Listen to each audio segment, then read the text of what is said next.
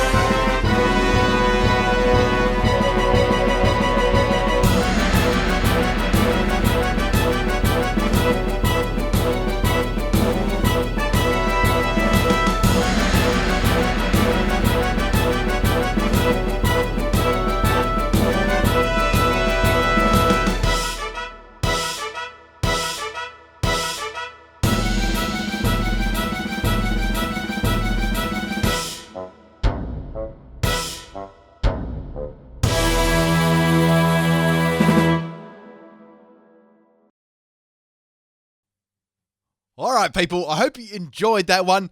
Man, that moment in that sweep, right, when the Lunatone went for the Psychic, I lived on 2 health, I think I was, and then the hail stopped. That was so clutch. That was probably the best moment in that Pokemon sweep. Anyway, let's get over to getting onto the Infernape's build. So I ran the Infernape as a bulky Inferno, as you could probably tell. I ran this one as max health EVs, max special defense, and a boosting special defense nature, and lowering the special attack. Now, I had on this leftovers as the item, and I had bulk up to boost my defense and my attack at the same time. I had the Iron Fist ability to help out Mach Punch with power. I had Slack Off, Mach Punch, as you've seen, bulk up, and Toxic. You could run that for Fire Punch if you wanted to as well. I just thought I'd run it on there as a little bit. Toxic is a little bit something a little bit different in case there was a Pokemon that could had Unaware or anything like that that was very, very bulky. So, with this was actually fun. I had a fun battle on Battle Spot, actually, after this. Make sure you stick around for it. It's very, very funny. Now, I had this battle against just a random person that had an Arceus. Unfortunately, there wasn't much I could do with it. So, I went for the Diglett Mud Slap on the Arceus. There's a lot, drop its accuracy. I thought I could get away with it. Maybe later on get a couple of bulk ups up, and I actually baited them to use their Z move against my Minior, and Minior actually lived, and I was able to Ancient Power the Arceus for a little bit of extra damage. Now, this was the terrible Minior with Z Acrobatics, so it makes an appearance, people. You got to stick around for this whole video. Make sure you watch the battle after this. It's really, really good. But anyways, Infernape was an excellent Pokemon. Just purely the Iron Fist and Mach Punch works very, very well. And that had no EVs in attack either. Its attack base is already very good, so that's why I ran that set. And a lot of the time you see mainly the max speed, max attack one, or max special attack. Or you can even sometimes see mix. So I thought making a bulky one was pretty cool. And Slack Off was a really interesting move on it too. Like, you never ever see that being used because it's a very frail Pokemon in itself.